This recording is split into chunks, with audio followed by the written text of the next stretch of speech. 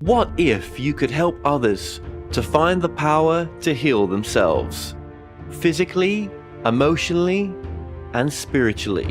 When I started teaching my classes, it was in 2002, and I was just doing past life regressions and contacting the subconscious part. But then as the time went on and we found how powerful this was and what we could do with it, a lot of the students began saying, you know, advanced past life regression doesn't really tell what it's all about. This is so much more than that. We think you should change the name. So it was a few years ago, we decided to change the name to Quantum Healing Hypnosis Technique. Help other people to speak to their higher selves. You can. Dolores Cannon has taught thousands of people from across the world how to use QHHT. Now you can learn her method by going directly to themoreshow.com/QHHT. And don't forget to mention the discount coupon MORETALKS.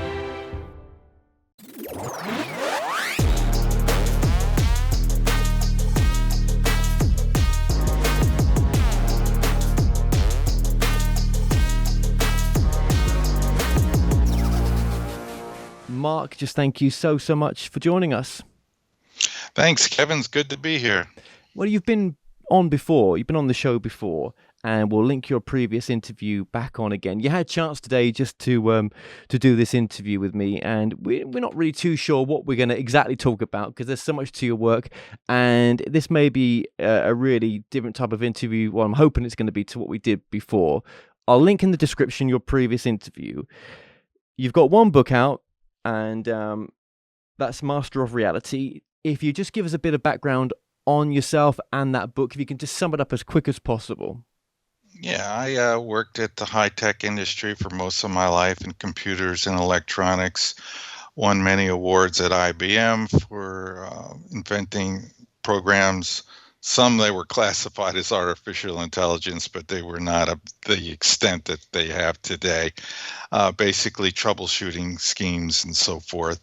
So a lot of background, worked in also at Harris Government Systems for high-tech stuff, help build a killer satellite. So I have a lot of background in the technology, also have a lot of spiritual background and interest too.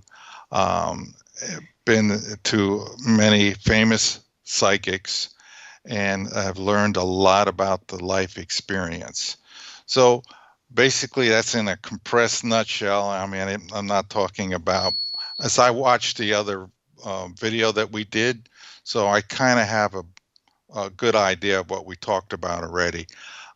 So yeah, I got into this line of work, which is working on Einstein's theory and enhancing it, extending it basically due to childhood interests. Later on, I was guided by psychics to continue in that area, to my surprise, even though I wasn't in my earlier days that much interested in anything other than the typical things that people are interested in: marriage, relationships, health, and so forth. So that's where we are up to right now.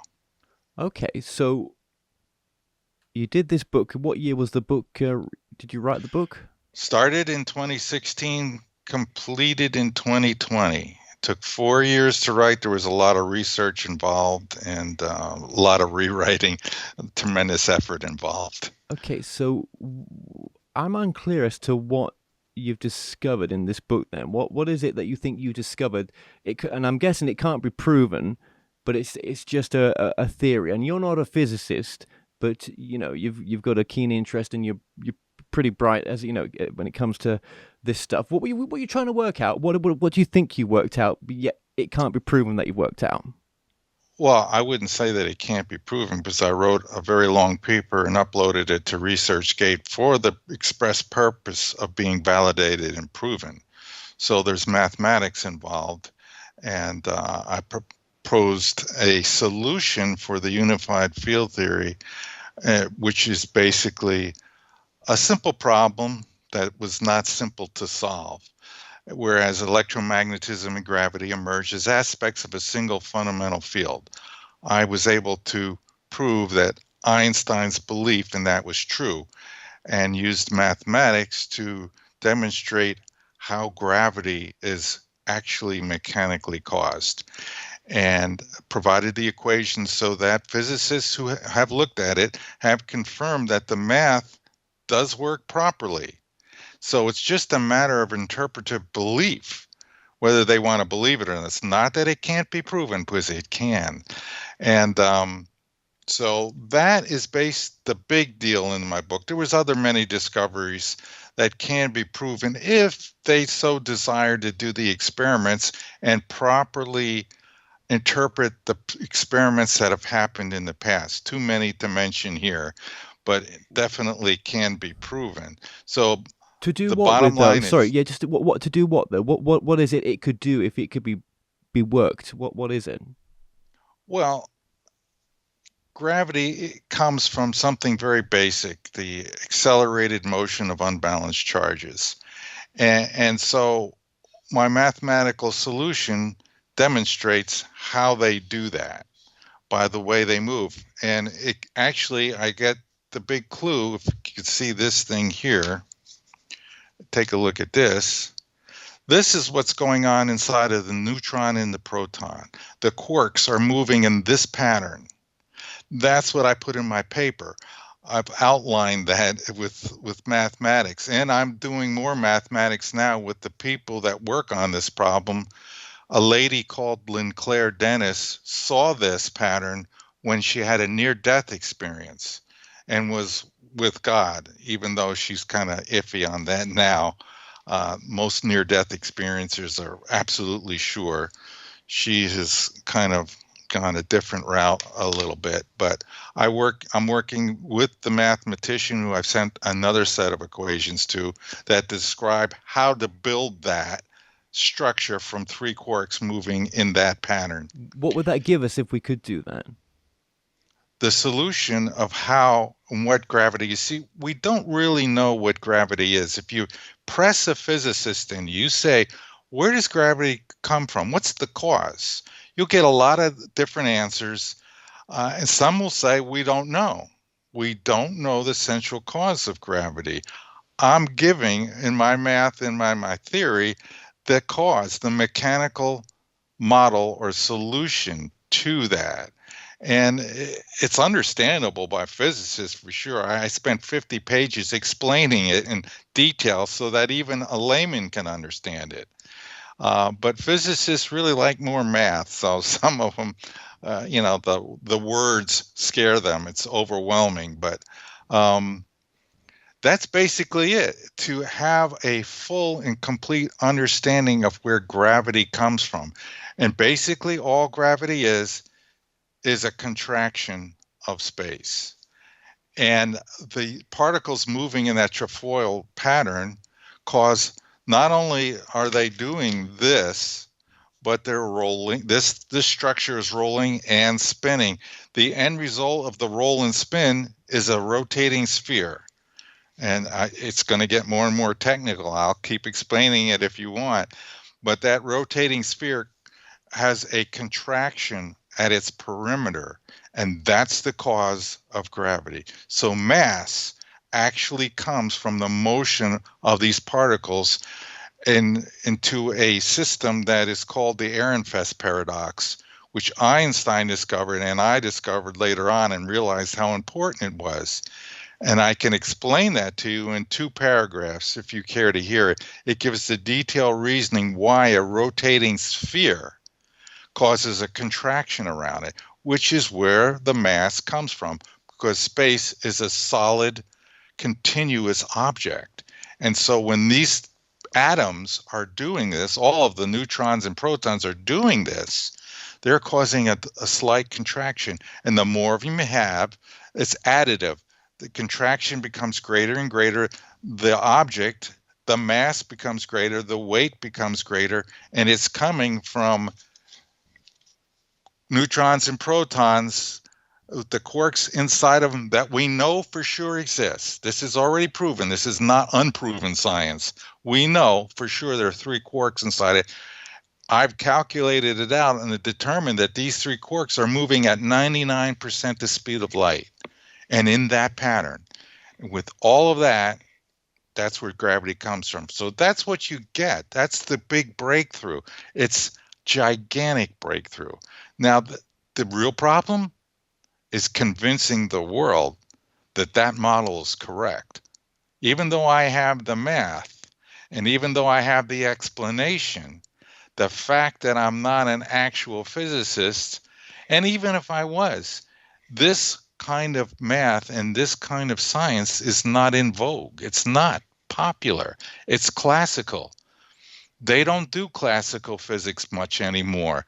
It's not something that physicists want to hear. They want a quantum mechanical solution. This requires no quantum mechanics at all, no probabilities. It's just straight Newtonian classic physics. Well, how would it change the world if we could manipulate that? Well, it goes on, and in my book I go on, well, once I discovered that gravity is a contraction of space, then we know that if gravity is a contraction, anti-gravity is an expansion. So we have to figure out, and I did that in the book as well, how to create an anti-gravity field or an expansion of space. And again, it's technically detailed, and I'd be happy to go about it and explain it to you, but I'm forewarning you, there's a lot of explanation there that links together. But basically, the simple, most practical solution that we could have is anti-gravity because we need it. We need it on planet Earth because we might have to get off this planet. Something big could go wrong. And if we don't have a way to exit to another star in a timely manner, we're stranded here and we'll go extinct along with everything else.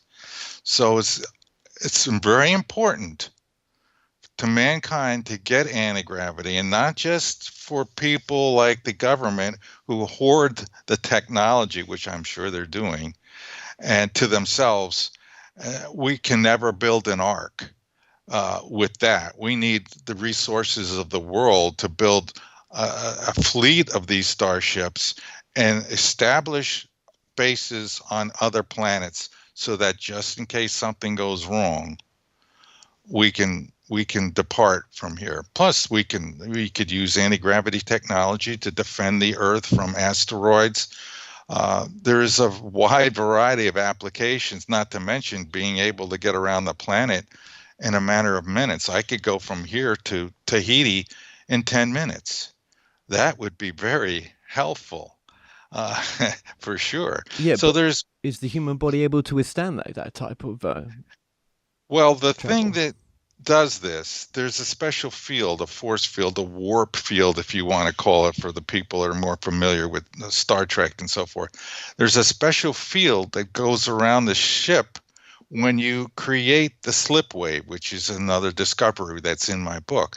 It's the method used to create anti-gravity field. When you create that anti-gravity field, you get some bonuses. And one of those bonuses is you do not feel any sort of inertia when you're within the field.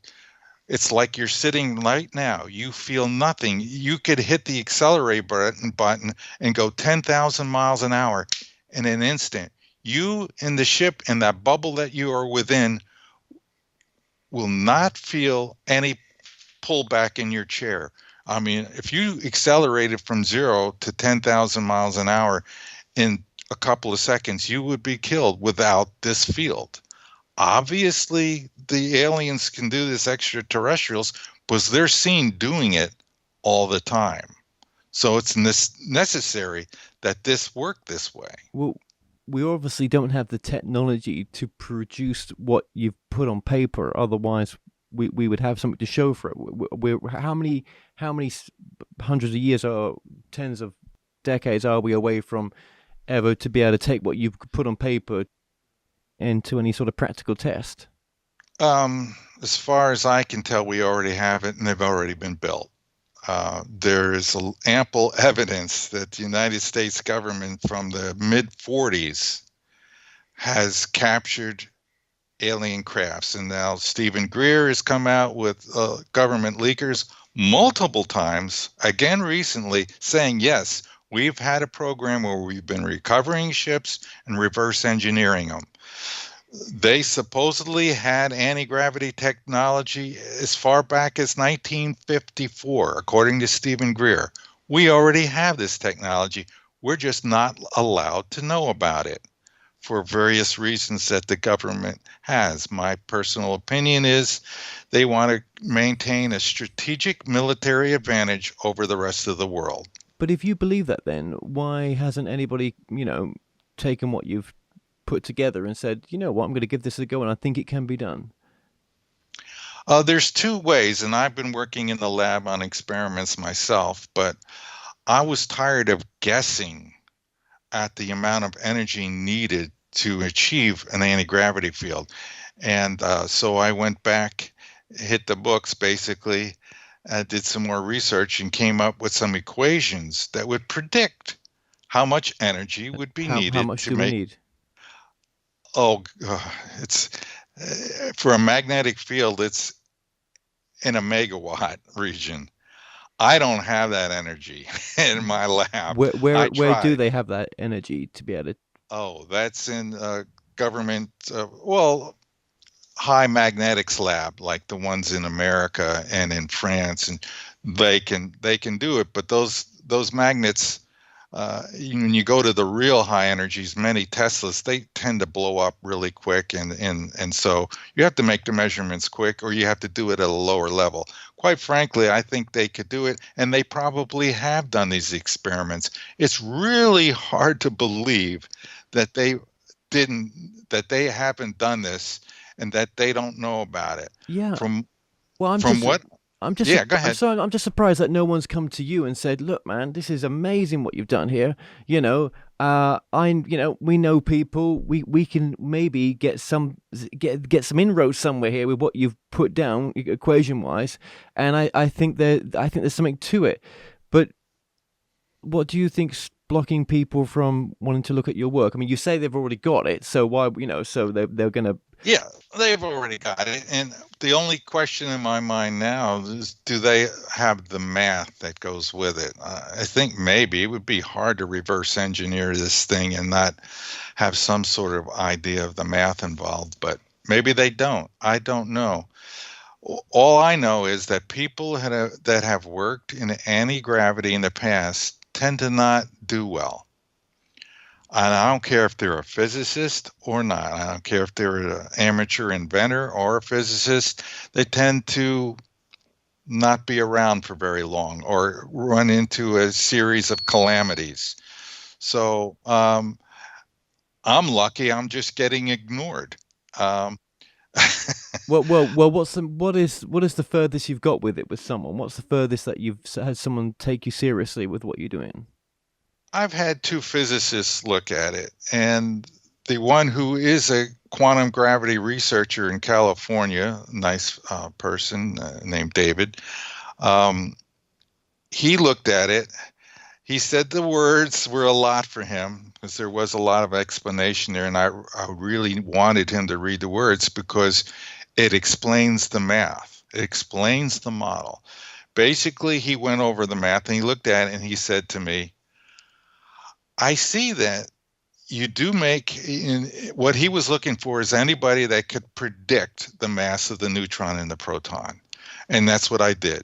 I chose the right thing to work on and solve. And he says, but you did it, all you did it was with particles in motion. He couldn't believe it was that simple and it could be that way. There's where the hurdle is. It's a matter of finding that special someone who looks at this and says, this really makes sense. I think this is right. We should start listening to him.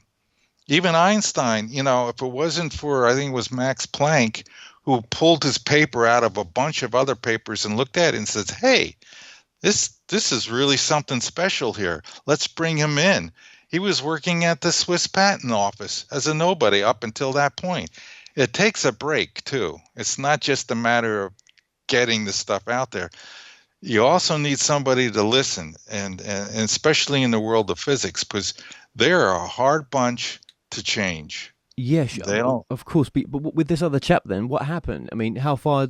What was the blockage for him then in the end to not go any Well, further with? he just there was no other blockage. He looked it over and he says, "Yeah, the math works, but I don't believe that can be the way it works." And he was also concerned about the strong nuclear force. Where does that come from?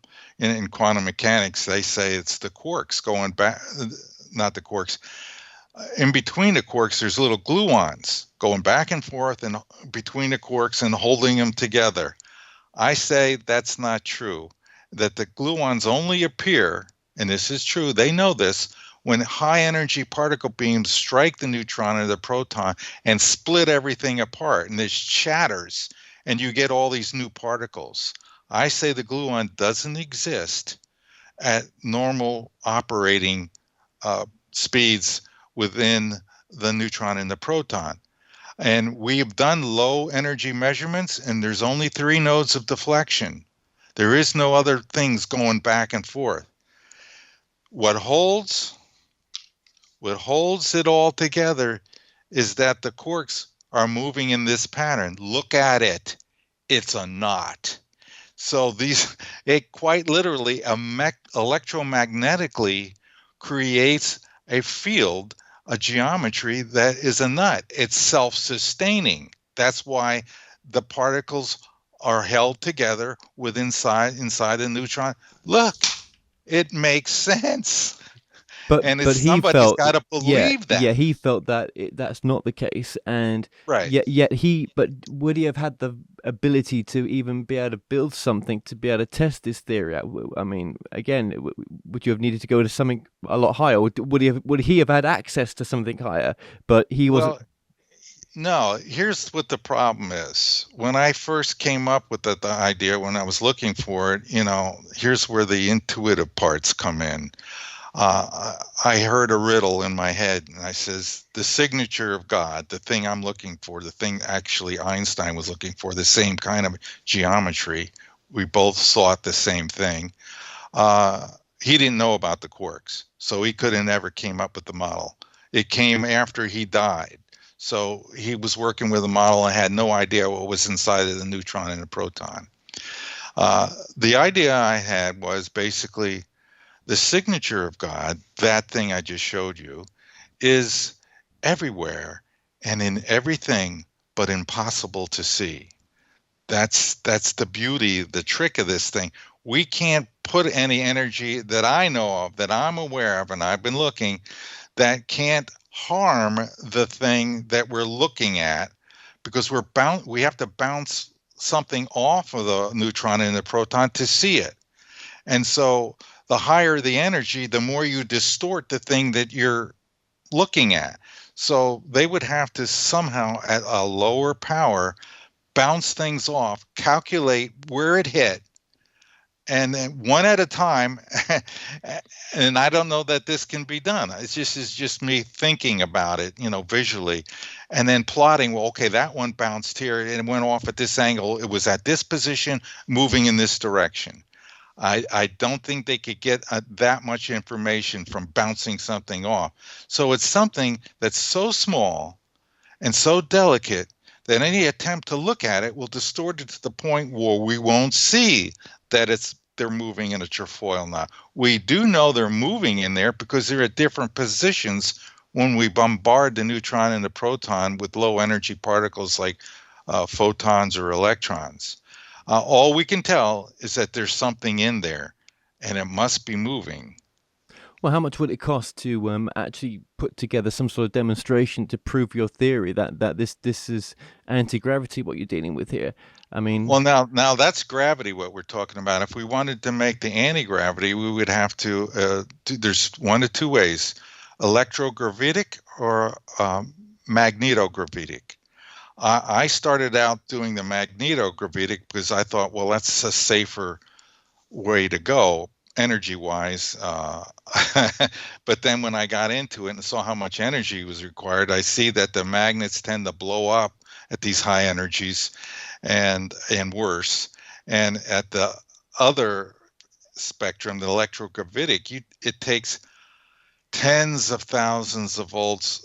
I suspect that a UFO is in the millions of volts of electrical force. And that's what my equations are suggesting at this point right now. Can we do that? The electrogravitic is actually much easier to do. We can generate high voltages in the millions of volts, but then we have to put it into an emitter and store it so that the field can express itself, because it's the electrostatic field, the dipole field, which means the north and south pole of it, that creates the anti-gravity field within it. And the paper I'm writing now is going into all the details that describe that, high detail of that structure. It's all about geometry and about deforming space in a way that forces it to pull apart and go like this in a loop around the center of the field. So you got displacements of space going around and coming out one end and going in the other end. Just like you see when you go on a site and look at a magnet, you'll see the arrows coming out the North Pole and then going back into the South Pole. Well, that's actually happening. And that's what can cause the gravity 2 field and the anti-gravity field. And that's in fact what Bob Lazar claims he's seen inside of the craft that he was working on, which was an electrogravitic model. He said, and it confused the heck out of him. He was saying, there's a gravity field coming out of the one end of this. And it fascinated him more than the anti-gravity field in the other end, which was basically making a cardioid shape, which is exactly what my theory predicts. We're in agreement with observation. But you know what? The physicists don't believe Bob Lazar either. So we got a problem. We have some eyewitnesses, some people that could build this stuff. Normal physicists at MIT probably wouldn't do this. But when you said when you said they could build this stuff, you've also said at the same time, one, there's not enough. We don't have the power source to do it anymore. From one perspective, I don't. No, they do. They could do it. They could do it for anti-gravity. Yeah. But then on the other hand, you're saying that our magnets at even the higher voltage, millions, they wouldn't take that kind of voltage and current. Well, yeah. Some can take the higher currents, the ones that use superconducting wire cable, which was, and unfortunately, it's not room temperature. Room temperature superconductors don't exist yet that we know of. I suspect that they do exist, but that's been classified. Using room temperature superconductors, and I think you could probably get the currents necessary to create an anti-gravity craft as well. But without, having the equipment myself and be able to do the experiments and make the measurements, it's really, hard to give definitive evidence. So with the anti-gravity, just based on the technology that we've got, regardless whether it's classified or not, but just with what we've got right now, we still couldn't successfully even make or demonstrate an anti-gravity experiment with what you're talking about because we don't have the technology. No, we could. No, we could. That's not the problem. The problem is the people like Thomas Townsend Brown, who did work with electrogravitic type of anti-gravity, that work has been bought up, covered up, and denied. He invented two types of capacitors, and one uses a propulsion system that really has to do with ion propulsion. That's not anti-gravity. But the other capacitor that he made is a type that allows you to build large voltages inside of the capacitor. That's what's needed. And that can be done now. And that, I believe, has been done. But every time somebody does that, they're they're quieted down, and the government isn't going to talk about it. They're going to deny it, and because they want to keep, that's our nation's, my nation's, United States of America, highest secret, that in the existence of aliens, extraterrestrials. That's the number one highest priority secret that's going on in our country today, in my country. And that's a really tough hurdle to overcome, because they'll do just about anything to stop this progress from coming forward. And that's the big hurdle. It's not that we don't have the technology. We do. And in fact, there's witnesses out there that I've talked to who have said they've seen prototypes as back as the 70s. A person came to me who had read my book, who doesn't want to, he wants to remain anonymous, and he will.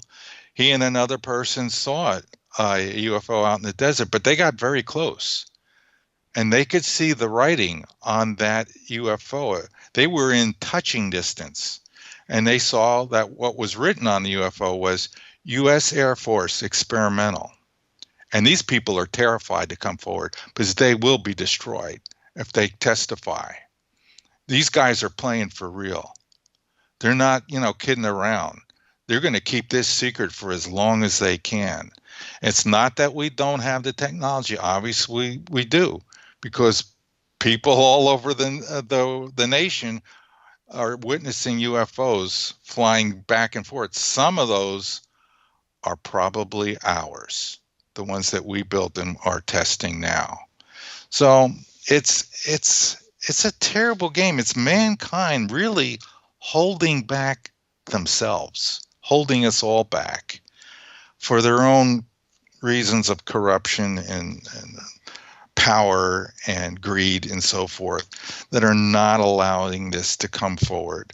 And I'm just the guy that just came up with the math part, the part that, because I'm curious and I wanted to know how things worked. And I've greatly admired Einstein, and I wanted to work this problem out to honor his memory and to help humanity. So, I'm doing this. I'm going on these shows and explaining things. And I don't know how it's going to end, because this is all an adventure. We're all on an adventure together right now.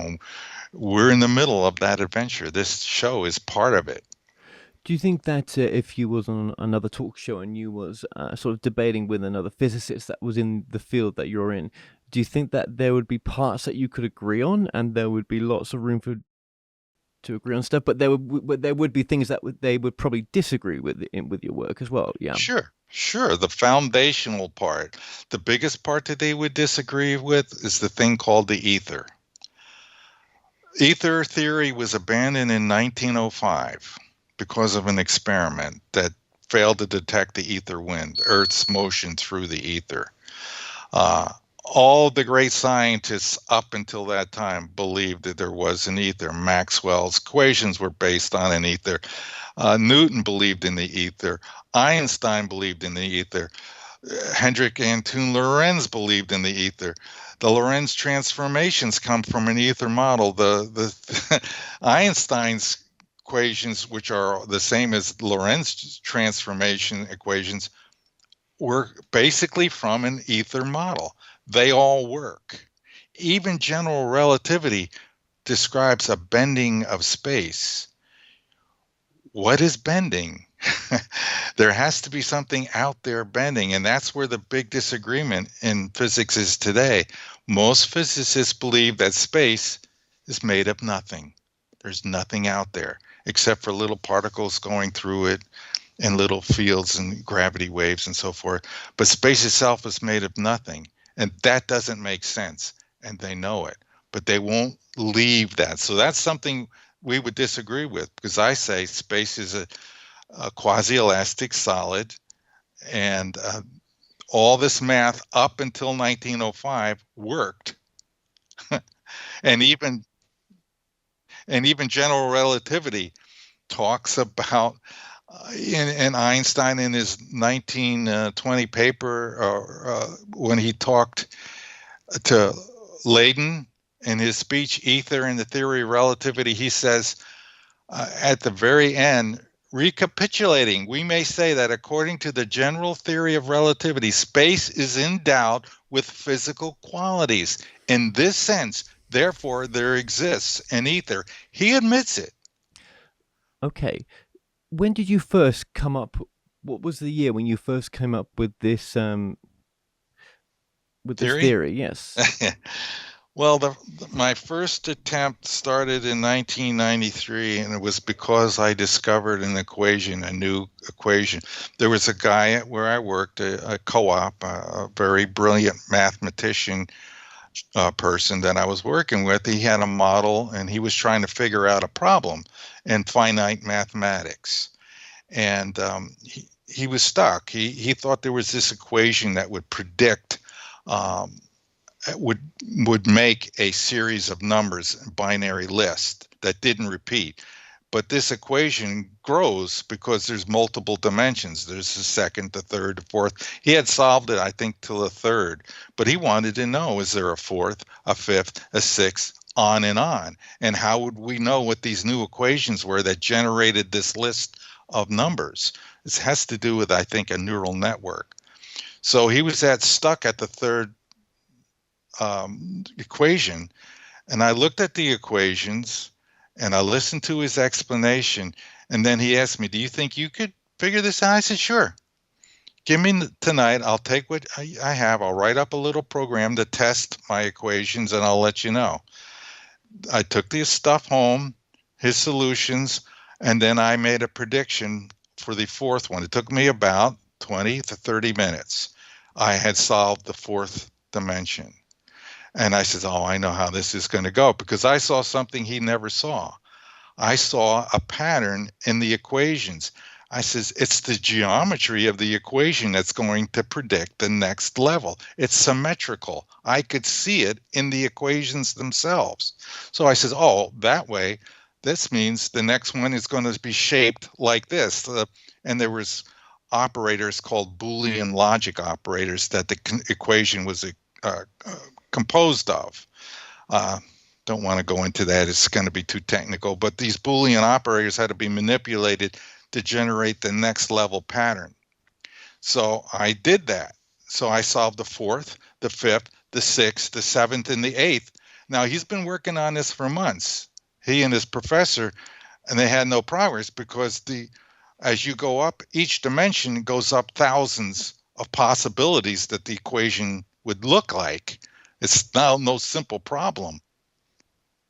Well, why would one want to work out how many dimensions there are? Was that wasn't a work project, was it? What was he working that out for? His thesis. Okay. He wanted to know if such an equation existed. So I found it, and then I showed him how to get to the next dimension. It's going to look like this. You know that because the structure of this thing, the placement of the operators geometrically is symmetrical. So each level, you just build up the pattern. It's like a fractal. Well, how many dimensions do you think there are? Oh, there's an infinite amount. You can build this to however many you need. He would not tell me the application. I asked him, but he's holding that back because there must have been some real application for this thing. And so he took these equations that I developed and the paperwork and so forth, gave it to his professor, and his professor said, who is this? Because they have discovered new math. This is not in any of the books. And when I was told that, I was so excited I couldn't sleep that night, because only the greats discover new math. Newton, Einstein, Lorentz. So I kind of backdoored in, and if I could do that, I thought, well, maybe I could solve the unified field theory. So in 1993, because of that success, I said, well, maybe you have a shot at it. Let's give it a try. When we say other dimensions, right? What are we talking about? What do you think it is when we talk about other dimensions? Okay, I can sense that you're getting confused by the people who talk about other dimensions like physical Yeah, dimensions. yeah, yeah. I'm talking mathematical dimensions, powers, power of 2, power of 3, power of 4. That's what he referred to them as dimensions. The different powers. The power of 2, power of 3, power of 4, 5, 6, all the way up as far as you want to go, because there's no stopping that number. And there's a new equation for each power. It grows along with the power, and it expands. So the equation is expanding, it's becoming larger to generate all the numbers that are in that power. So the numbers that can be generated by this thing is larger, to the power of 2. So it starts out with 2, 4, 8, 16, 32, 64, 128, 256, 512. It gets rather large at the higher dimensions, higher So powers. where we are now, do you think you've got as far as you can go with it, with the with everything that's at your fingertips right now? Where are you going with the work right now? Do you think you've come to an impasse on it, or? I'm stopping the experiments because they make me nervous. The high voltage experiments make me nervous because I have a heart condition. I don't want, get zapped and be gone. So I'm probably not going to do that. I have another set of experiments that I work on. It's not to do with anti-gravity. And I'm going to go back to writing. The way to go, the path for me in the future is to do the math. Put that up, and there's another paper on ResearchGate, the one that describes the discovery of a new gravity, gravity 2. There's gravity 1, the one we all know about, where the Earth generates gravity and pulls us down. That's contractive gravity. That's the gravity Einstein's talked to me about in a meeting with a psychic. So there's that whole ball that we haven't even gotten into, where I've been contacted through mediums to further establish that what I'm working on is important and I need to keep doing it. So to me, this is kind of a spiritual mission. This is not a guy trying to get rich quick. This is not a guy interested in making a patent. I'm not interested in ruling the world. I just want to help out and do my part, just like the ones who came before me did, like Einstein and Lorenz. These are my heroes. And so I've been put into this situation. I more than likely volunteered. No, I'm sure I volunteered, as all of us did before we were born. I mean, you want to talk about the spiritual stuff, that's good. I want you to continue doing that because I'm into the spiritual stuff. When you say you saw a psychic, was that was that after getting yourself on a few interviews, or was that part of your natural journey before you was even did the book? Really, I suppose. There's basically 7 psychics I saw. The first one was in Martha McKay, who said, I'll tell you the story. Martha McKay, I saw in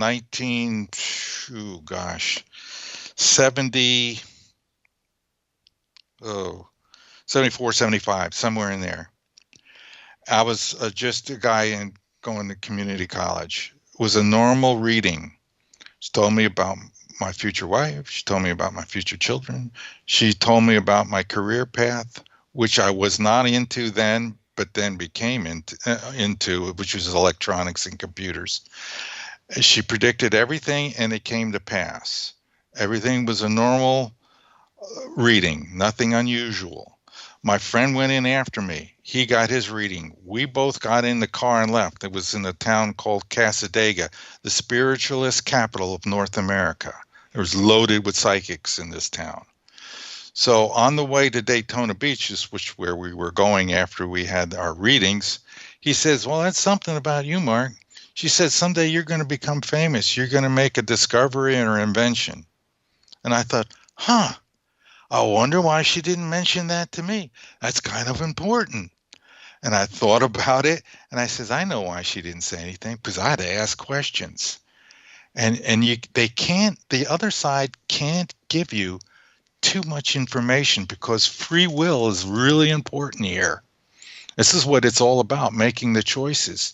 And they would affect my free will because then if I got too much information, I would try to make my choices based around that information, thereby losing my free will. This had to be discovered. This took a lifetime to get to this point.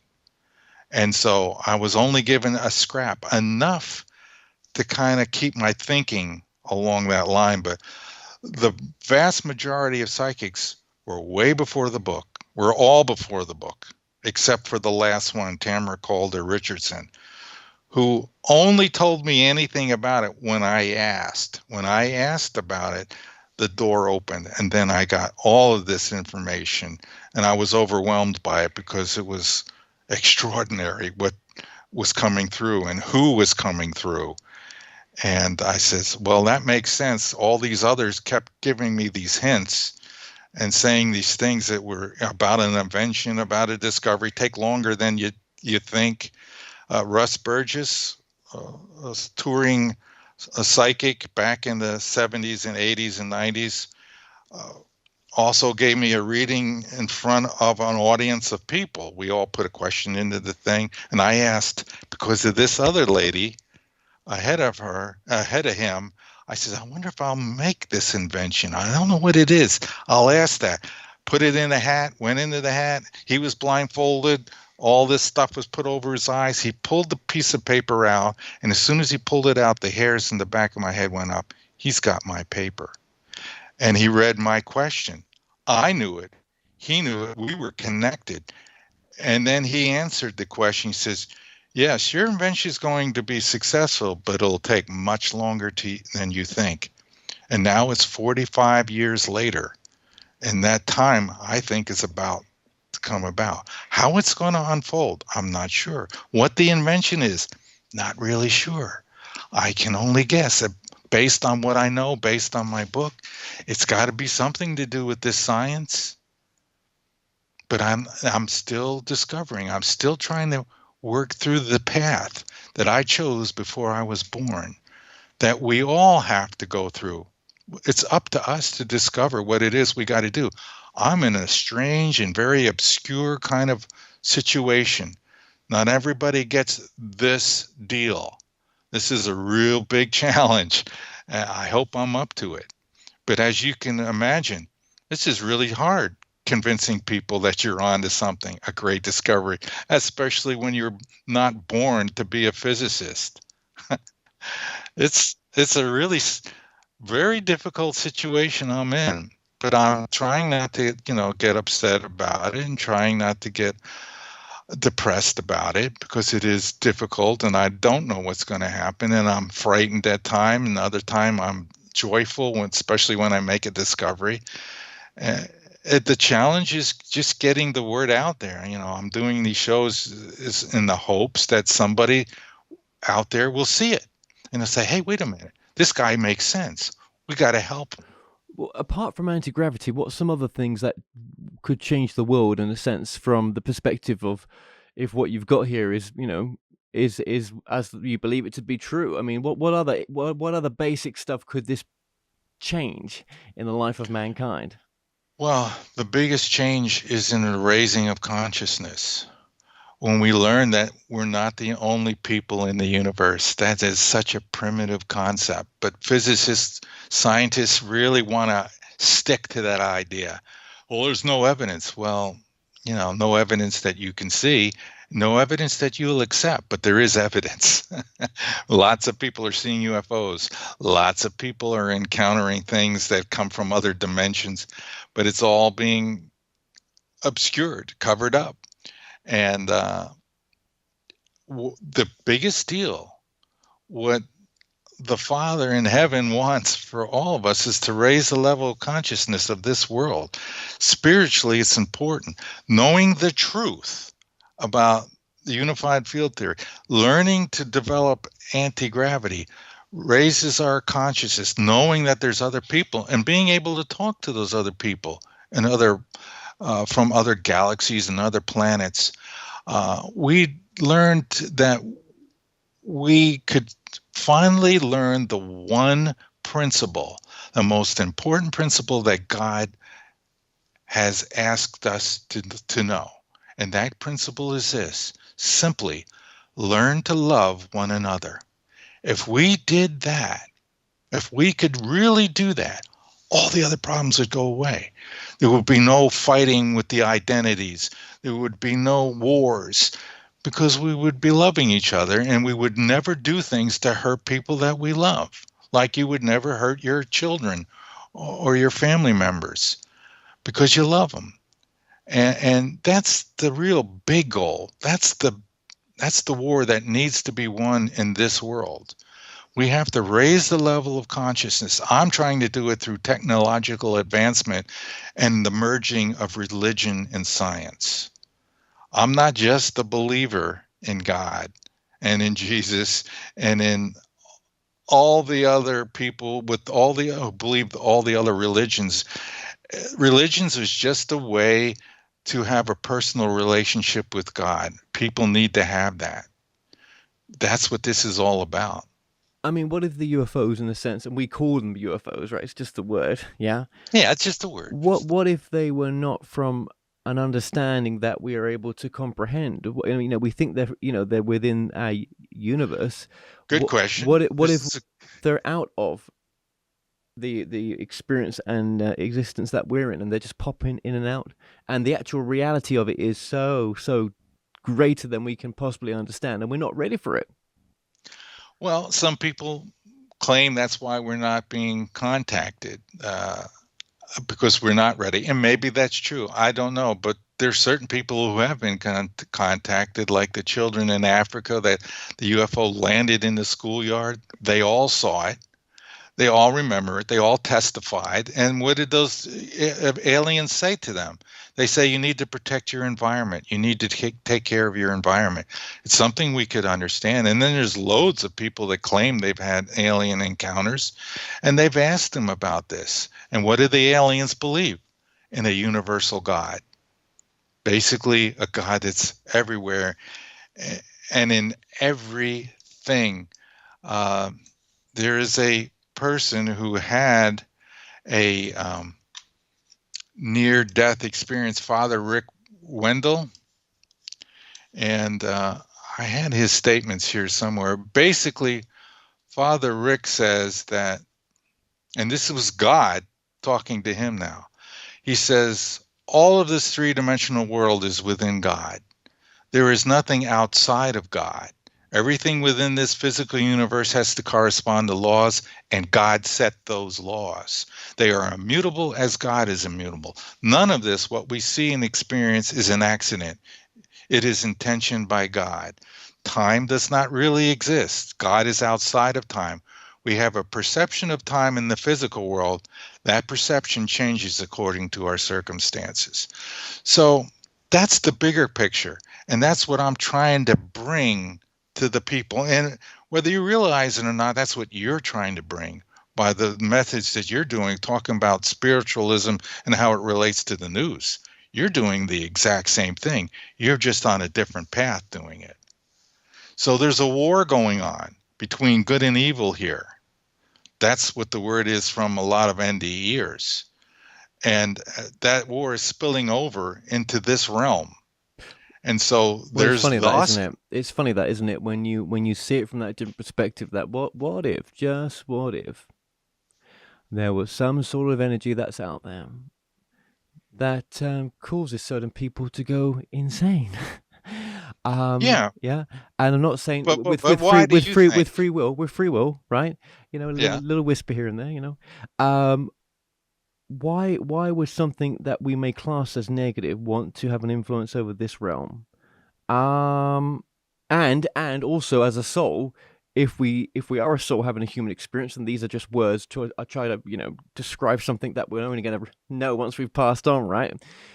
And there's a lot of things you won't know. Right. you'd have thought that the soul would have been intelligent enough to know that it's coming down to a reality like this, and with all the issues that reality's got, including what we're trying to discuss right now. So it's Yep. probably all done with free will. You as a soul knew you was coming to, that these are the issues here, and it was so desperate to want it. Here we are. So on a soul level, none of that stuff matters about what I'm saying right now. Maybe the idea that there is some sort of something negative, and why has it got an agenda to want to slow us down? But I guess in this incarnation, as we are having right now, Mark, I suppose it does matter, doesn't it? Because Yes. we are doing Yep. everything from the most painful perspective for a lot of us. But it's not the majority that want it; it's the minority. We're born into this system, and there are people in charge, and it's very sad. But is this just part of a bigger stage? And actually, what really matters is coming here and living your truth. Having value fulfillment in your life. Just what you're doing, you've got value fulfillment in what you're doing. Someone else has got value fulfillment in whatever else they're doing, and it's getting into that value fulfillment which has the biggest impact on the whole play. Maybe God's a gift to us. His greatest gift is our life. Our greatest gift to him is what we do with it. That's really what it's all about. And we bring those experiences back because they're all replayed in the life review, and they all go into the book of life. Everything is recorded. Everything is important. But when you get to the other side, you learn you're not judged, you're loved. This creator, fortunately, is all about love, and a love for everyone.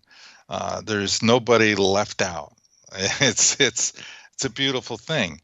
As long as you're of the mindset to welcome yourself back to the heavenly realm and the Father. I mean, there's some people that die in a state that is not conducive to going to heaven, and so that's why we have spirits that are haunting houses, and maybe some people in a hell-like existence for a time. They'll remain there, and that's what NDEs have said, until they call out to the Father, and then they're retrieved from that situation. what if the Father was just having its own simulation? Do you know what I mean? What if this was just what if it was ours and his? I think that this is a simulation, a dream, a shared dream that comes from the mind of God. We're inside of it. We're inside of God. We're inside of this dream. He created the laws of science and physics. This universe I've been told there's many other universes. This picture we're looking at here, very small, a number so small that the 0.0000 for eons, 0.1 of what there is out in the superverse, all the other universes, all the other dimensions. I talk about all this in the book, and we're just a little speck of what is out there.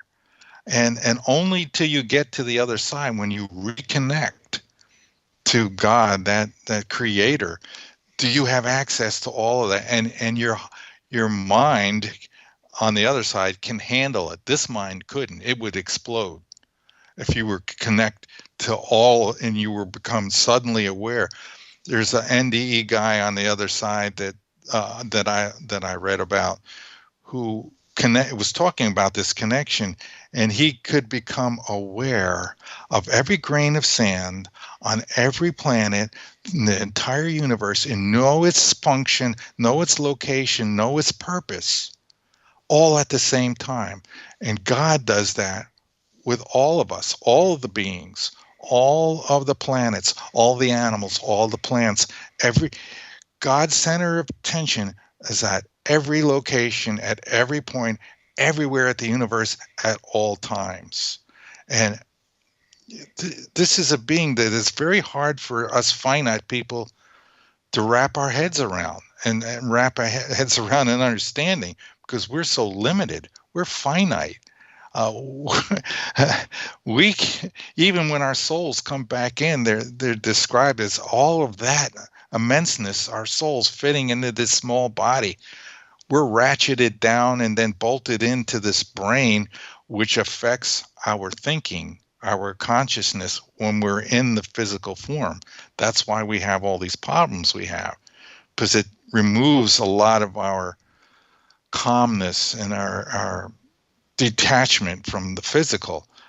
Once we become physical, we care about money, we care about power, we care about lust, we care about all kinds of emotional distractions and so forth that get us into a lot of trouble sometimes. And learning to raise above that is the way that humanity needs to go in order to stop the wars, stop the pain, and stop the suffering.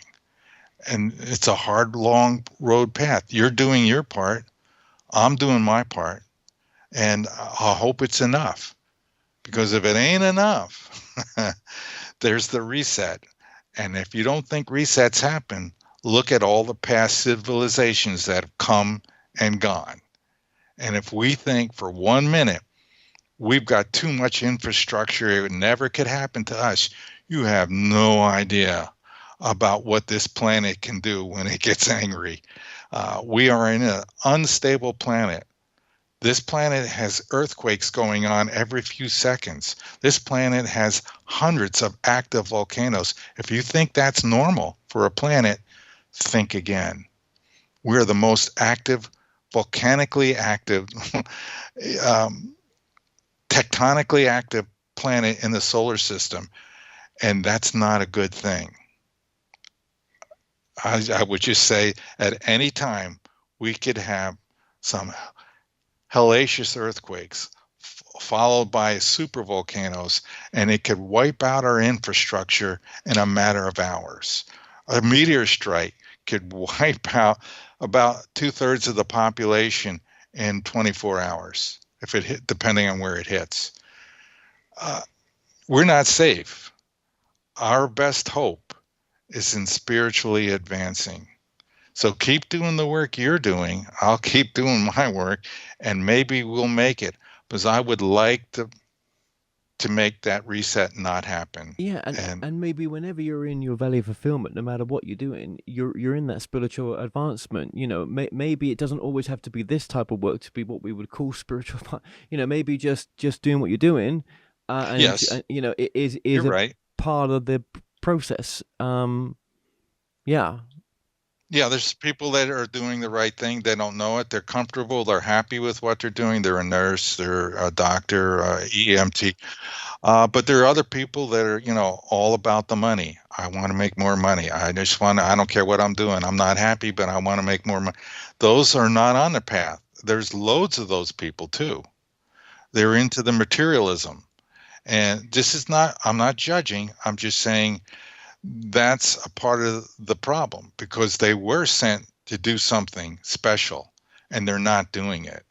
And sometimes they get their shot, they get their life path all the way up to their exit point, and when they get to the other side, they have to go through the review and they say, oh my God, I'm ashamed, I'm sorry. God says, hey, no problem, you did what you did, wasn't the highest, but it's an experience, and you'll do better next time if you so desire to come back and try again on this planet or some other planet. It's all okay. No matter what happens, the beat goes on. I believe so. And that's interesting that you feel that way as well. And not many people in your field, with the working out equations like you're working out, have that spiritual side as well. I think that's very balanced. That's very important, especially with the work you're doing. And do you see, even in the equations that you've done, do you see that spiritual side within the equations? Do you see that greater mind in there? Yeah. It's not my discoveries. This is the creator. All of this, all the math, people have been in heaven and seen computers running, and he say God's a mathematician. Of course he is. He's the creator. And so when I see the math, when I look at the universe, to me it looks like a ballet in the mind of God. Everything dancing and moving in a beautiful, perfect, there's no wrong. There's just everything going and doing as it is, and things happen as they will. What makes this all interesting is the free will aspect, because we can become co-creators in this physical realm. We could choose to do good, or we could choose to do bad. We have that option, and that's powerful, and we wouldn't have it any other way. No, I think you're right there. We wouldn't. No, that's right. And it's what we're going to do with it, isn't it? Yeah. Some of us choose to do something that may not be as positive, and I'm sure that at some point in their life there's a time where they like reflect upon that while still here most times, and regret some things. Yeah. But yes, there is always a choice. That is so true. That is so true. Well, Mm-hmm. it's been very. I mean, I know we could talk for ages, right? What would you Yeah. want? How would you want to summarize this up? What would you want? What would be a final message? Do you think, Mark, to the audience? Well, as I said, I want to merge science and religion, and I will leave you with something Einstein said. He said that science without religion is lame. Religion without science is blind. He was absolutely right. I know exactly what he's talking about. And we have to merge those two, because then we'll become advanced spiritual, not just technological, but spiritual beings. And we'll have a much more fulfilling and happy existence in the future if we can get to that. Yeah. Yeah. Okay. Well, Mark, just thank you. Mark, before you go, just tell us your website is. Oh, okay. It's www.super-relativity.com, super-relativity.com. And on the front page, I got a bunch of buttons that takes you straight to where you're probably going to want to go to buy the book on Amazon or get a copy for a signed copy. I have links to my papers. I have a blog. And I have a YouTube page, and I'll put some of these videos on there if the people want me to, or allow me to. Like this one, I'd put it on there if you want. And I'm archiving them so that there's one central location that people can go to see what my words are, see what I'm working on, keep up to date with everything Yeah. Well, we'll make sure that throughout this interview that your website is coming up on the screen as well. You've mentioned it there for the podcast. Everything's in the description below for the YouTube video for anything that we've mentioned, including a previous interview, the book, and everything else.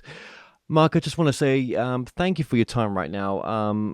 I know it's been a bit of a different interview, but just thank you so much. It's been interesting for me. I really appreciate it. Good. I'm glad you enjoyed it. These are always fun. I enjoy doing these, and I'm hoping the message gets out there, and that miracle I've been waiting for will happen. I'm not even sure what it is, but I'm praying on it.